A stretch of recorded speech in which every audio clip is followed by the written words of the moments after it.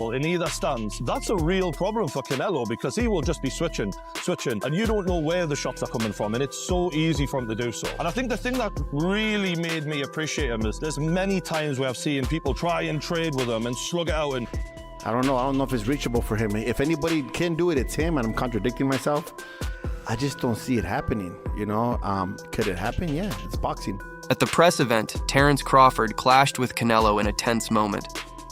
Crawford emphasized that his focus is always on proving himself inside the ring, but he also warned that any sign of disrespect from Canelo could make things personal. His strong remarks highlighted both his mental sharpness and physical readiness, leaving no question about the confidence he's bringing into the fight.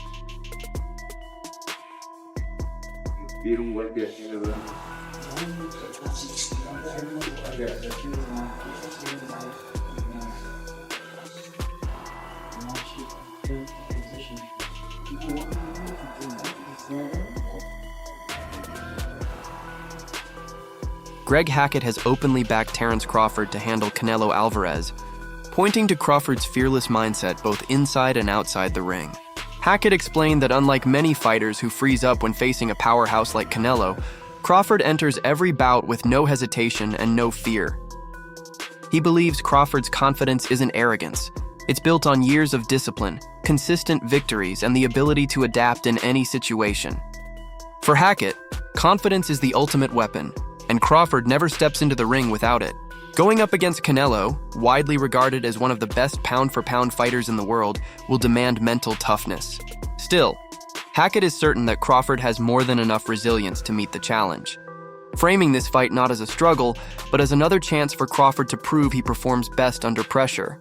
But if there is anyone who can do it, it's Terence Bud Crawford, a man who survived getting shot in the head, for God's sakes. Like, he is not normal. He is a wizard of boxing. He's got genius IQ, one of the smartest boxers I've ever seen, and he can do it all. He's had over 40 fights. I can't ever remember seeing him, like, shook or worried. I mean, this is, trained killers trying to take his head off, and he never looks out of pocket. He is like a rapper who just turns up and figures out his lines on the fly and still makes it sound like the best song you've ever heard. Like, that's how amazing he is. Like, I've never seen anyone who can fight out both stances the way Crawford can. I mean, he looks so natural in either stance. That's a real problem for Canelo because he will just be switching, and you don't know where the shots are coming from, and it's so easy for him to do so. And I think the thing that really made me appreciate him is there's many times where I've seen people try and trade with him and slug it out, and when they stand in the pocket and they just go for it. And even in those situations where usually both of you are getting hit, he still manages to hit and not get hit. It's like he's in the Matrix. And this isn't against average fighters. This is against the best in the world at 4 different weight classes, and he's made it look easy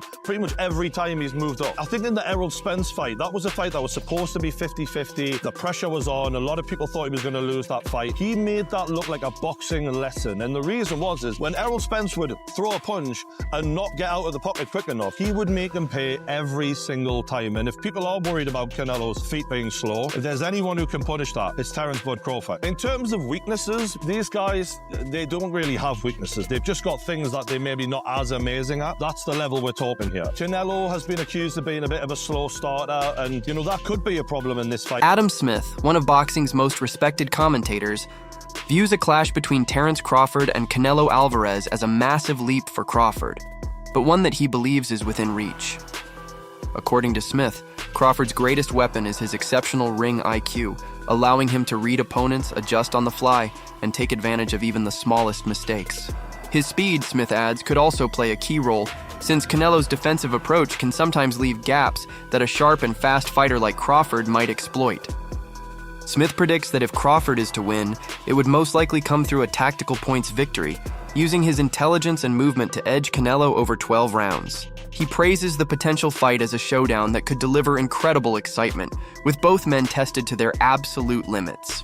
For Smith, the idea of Crawford winning on points isn't unrealistic. It reflects how much boxing values skill, strategy, and high-level thinking. I would like to see Bud pull it off. The thing about it is, I think the only disadvantage Bud really has is the weight.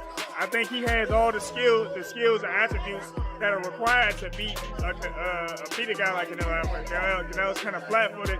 He's seen the fights with Bivol and Laura and even School, who didn't do much, but you see that movement irritates Canelo. You know what I'm saying? When dudes that know how to control the range and stuff like that, he didn't look like the world beater. You know what I mean? The motherfucker that sat in front of him, them dudes that sat in front of him, we see what he did with him. You know what I mean? But guys like Bivol, who was bigger, but he bouncing in and out. Laura, motherfucking landing counter lefts, and he's circling out, and that shit was fucking with Canelo. Floyd, you know, it probably killed Canelo that Floyd was always only an inch away.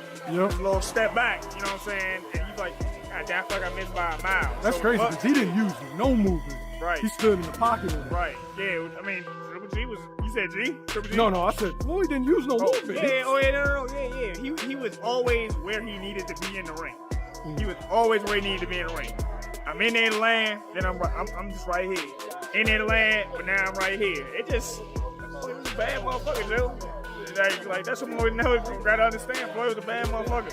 But the movement, having good feet under you, helps against Canelo. Ade Oladipo takes a more skeptical view of the potential showdown, suggesting that although the fight has generated huge buzz, it doesn't quite carry the same intrigue as recent headline bouts like Alexander Usyk versus Daniel Dubois. In his opinion, the matchup between Crawford and Canelo lacks true balance, largely due to the natural weight gap and the widespread expectation that favors Canelo.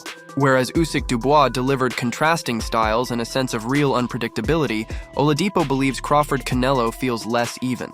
To him, much of the excitement surrounding the fight seems driven more by promotional hype than by the actual competitiveness of the contest. Shredded wheat and amazing is this photoshopped, because this photo that Ilya Tapora posted of Terence Bud Crawford is the latest photo we've seen, and he looks just less impressive in this photo. Well, the question is really, when were the photos taken, right? So when you look at this photo and you look at this photo and look at this video of Terence Crawford with His Excellency Turki Al-Sheikh as Terence Crawford is working out, supposedly just yesterday, right? Which one is Terence Crawford's latest appearance? Because even though this is the latest photo you've seen, doesn't mean this is when the photo was taken. The only reason why people are confused is because this latest photo seems to have been taken in Vegas. And we're approaching fight week and Terence Crawford is already in Vegas. Hence the video with him with His Excellency Turki Al-Sheikh in Vegas. Now, let me explain all of this. Well, first you gotta look at the hairstyles, right? Terence Crawford in this photo from Ilya Tapora, his hairstyle is totally different than this hairstyle here with Terence Crawford shredded wheat. It is also different than his hairstyle that he has here in the gym with His Excellency Turki Al-Sheikh. You can tell because you can tell how the hair braid, like how it's parted in this photo, and in this photo, they're more parted down the middle, where this video, it's slanted, it's in like a diagonal slant, which I'm thinking is his latest. Promoters have gone all out to transform Crawford versus Canelo into more than just a boxing match, branding it as the fight of the century. They've managed to capture attention from a global audience, extending the hype well beyond the sport's usual fan base. With Netflix stepping in, the build-up has reached another level, offering behind-the-scenes access, exclusive coverage, and storytelling that makes the event feel monumental. Through carefully timed documentaries, interviews, and press events, the promotion has drawn in households that don't normally follow boxing.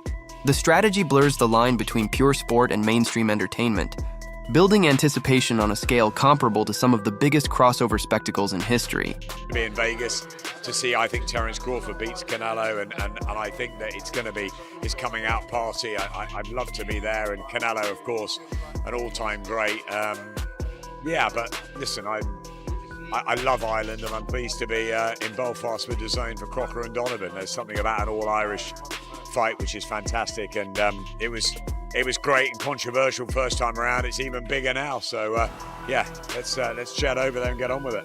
Just a quick one on Canelo Crawford. I heard you pick Crawford. You just said it there. How much of that is down to timing, and how much of that is down to styles?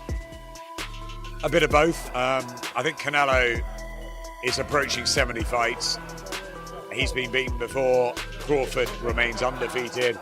I think that the jump up is big, but I think he's got the speed, the IQ, the experience, the know-how to be able to handle it. If he's switched on for every minute of every round, I think he wins, and I think he announces himself to the world on Netflix. And I think he deserves it. I think Terence Crawford's only been really known to the trade fans. Canelo, obviously, you know, a bigger name, bigger star. And look, I fancy Crawford in this fight. Look, nothing against Canelo. Maybe it's a little bit of time in the skull fight. I don't know, but there's plenty that fancy Canelo be too big, too strong, too good. It's Crawford for me.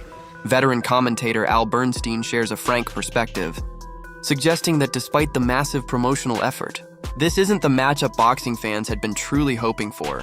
In his view, the buzz around Crawford versus Canelo didn't build naturally. Supporters were more eager to see Crawford face opponents in his own division or Canelo square off against rivals closer to his weight. Bernstein admits the fight carries appeal on paper, but says it lacks the organic rivalry or compelling storyline that usually turns a bout into a must-see event. While the marketing has been effective in creating attention, he argues that the genuine interest among hardcore boxing fans is far more muted compared to other recent mega fights. To Bernstein, this showdown feels more like a product of smart promotion than the result of real fan demand. So yeah, there's a big argument that Canelo Alvarez starts the favourite going into this one because he's the super middleweight world champion. Bud Crawford jumping up to two weight divisions, you know, and he's jumped up a weight division before that as well, beating Errol Spence. You just look at it and go, it's a massive ask here for Terence Crawford. But something inside me tells me he wins, and we'll get into that later on. Well, we'll talk about that in a minute, but in the meantime, you know, Canelo, as ever, has left no stone unturned. He's been training at altitude in Sierra Nevada, looking to get the maximum body stamina and preparation advantage. It's something that he's used to. And of course, he's going to effectively be the home fighter because Tex-Mexers will be up in their numbers from Texas. Also, Hispanic fans from all around the United States.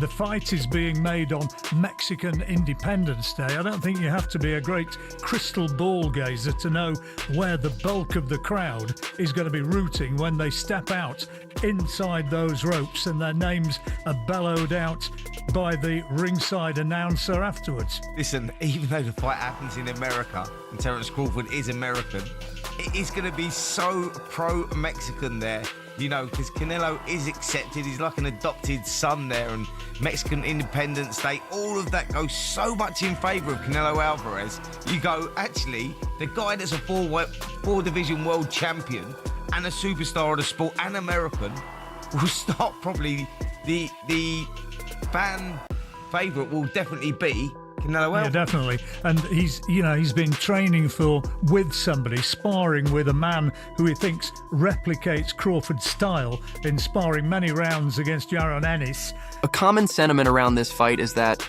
although it will draw massive attention, it isn't a matchup fans were actively calling for. Many believe the natural size and weight advantage leans heavily in Canelo's favor, which could make the outcome feel predictable.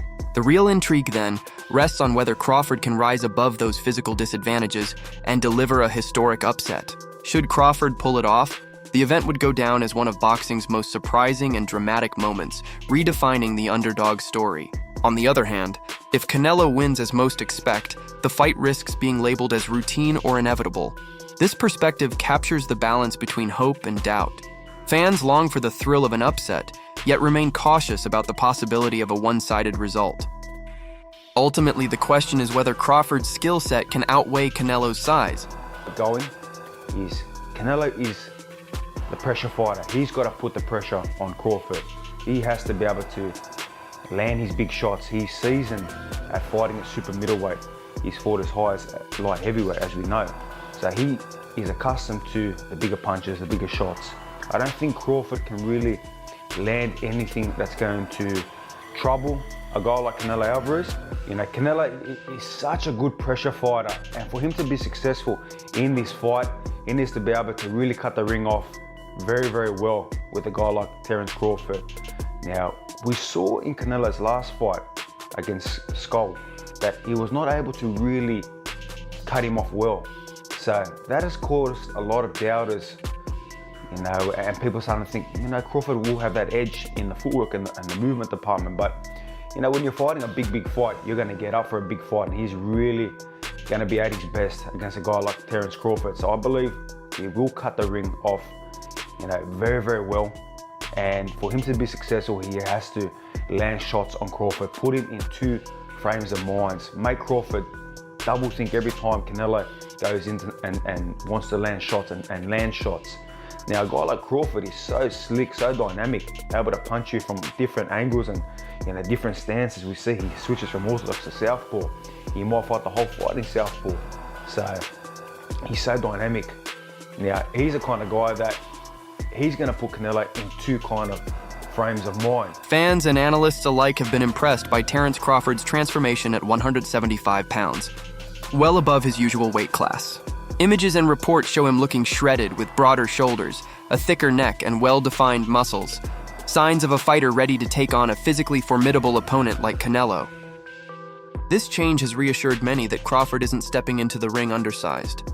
Instead, he has adapted his body to handle the challenges of a higher weight class. His conditioning highlights the effort he's put into strength and agility training, ensuring power without sacrificing speed. For supporters, seeing Crawford bulked up yet still sharp gives hope that he can counter Canelo's physical edge while maintaining the technical skill that has defined his career.